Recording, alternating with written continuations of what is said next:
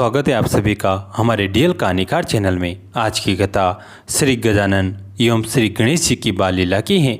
जिस दिन कान्हा खड़े हुए मैया के सब मनोरथ पूर्ण हुए।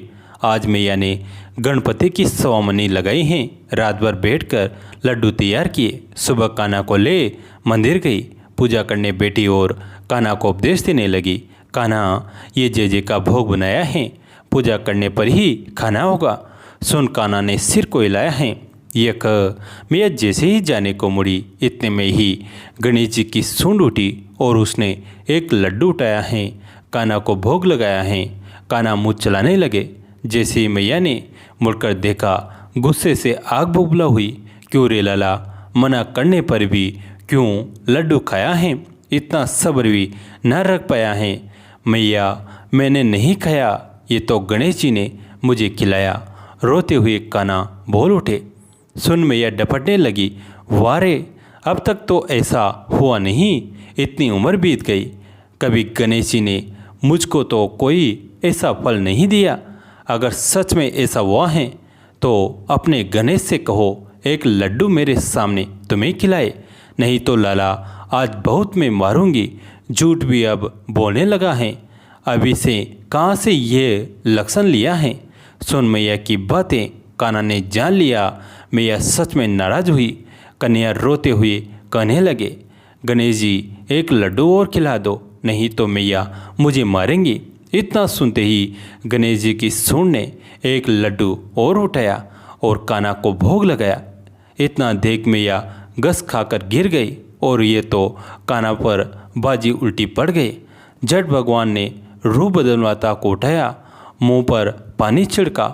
उसमें मैया कहने लगी, आज बड़ा अचरज देखा, लाला गणेश जी ने तुमको लड्डू खिलाया है। सुन कान्हा हंसकर कहने लगे, मैया मेरी तू बड़ी भोली है, तूने जरूर कोई स्वप्न देखा होगा।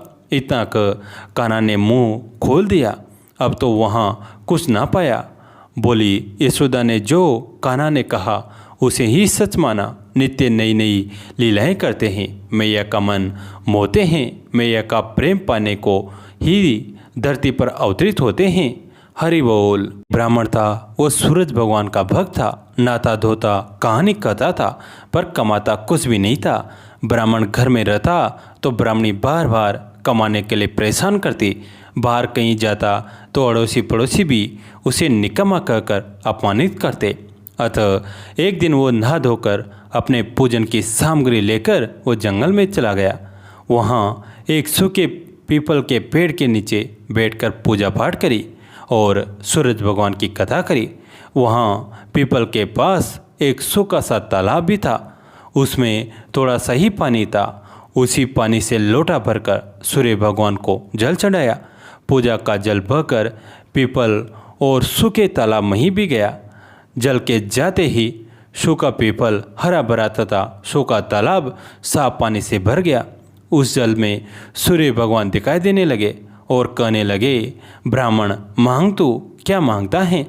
ब्राह्मण ने सुना तो यो घबरा गया। सोचने लगता है पीपल में कोई भूत रहता है। रोज जब वह पूजा करता तभी आवाज़ आती। सुनकर वह चिंता के कारण दुबला होने लगा। ब्राह्मणी कभी कभी ब्राह्मण से मिलने जंगल आती थी। उसने ब्राह्मण से पूछा, आप दिन प्रतिदिन दुबले क्यों हुए जा रहे हैं? तब ब्राह्मण ने सारा हाल कह बताया। तब ब्राह्मणी ने कहा कि आपके बाद ही आवाज़ आती हैं न, मुझे तो लगता है कि सूरज भगवान स्वयं आते हैं।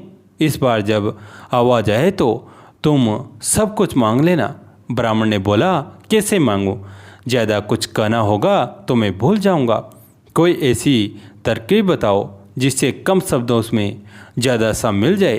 ब्राह्मणी ने कहा, तुम इस प्रकार कहना, 9 खंडे महल के अंदर सोने के पालने में पड़पोते को दास दासियों द्वारा खिलाते अपनी आंखों से देखूं। इस प्रकार लंबी उम्र, महल, बेटे, पोते, पड़पोते और धन सब मिल जाएगा। क्योंकि जब धन होगा तभी तो सोने का पलना, दास दासियाँ होंगे और आंखें घुटने ठीक होंगे। तभी तो पड़पोते को सोने के पालने में झुला सकेंगे और देख सकेंगे। दूसरे दिन पूजा के बाद आवाज़ आए तो ब्राह्मण ने वैसा ही कहा जैसे ब्राह्मणी ने समझाया था। सूरज भगवान ने कहा, दिखने में तो भोला लगता है, पर एक ही वार में सब मांग लिया। सूरज भगवान ने कहा, जा तेरी इच्छा पूरी होगी। ब्राह्मण जंगल से घर आया तो देखा कि उसकी टूटी हुई झोपड़ी की जगह एक नौखंडा मल खड़ा है। दास दासी आ रहे हैं। ब्राह्मण ने उनसे कहा, यहाँ मेरी झोपड़ी और बूढ़ी ब्राह्मणी थी, कहाँ गई? उस समय मल की खिड़की से एक सुंदर औरत गहनों और सुंदर कपड़ों से सजी हुई बाहर आई और ब्राह्मण से बोली कि आ जाओ, ये अपना ही घर है। सूरज भगवान ने तो तुम्हारी मनोकामना पूर्ण कर दी। ब्राह्मण ने कहा, हम इतने धन का क्या करेंगे? ब्राह्मण ने कहा, धन से क्या नहीं होता, दान पुण्य यज्ञ होम करेंगे।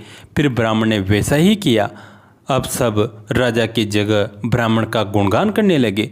राजा ने ये सब सुनकर ब्राह्मण को बुलाया और पूछा, कल तक तो आपको खाना भी नहीं मिलता था, आज ये धन कहाँ से आ गया?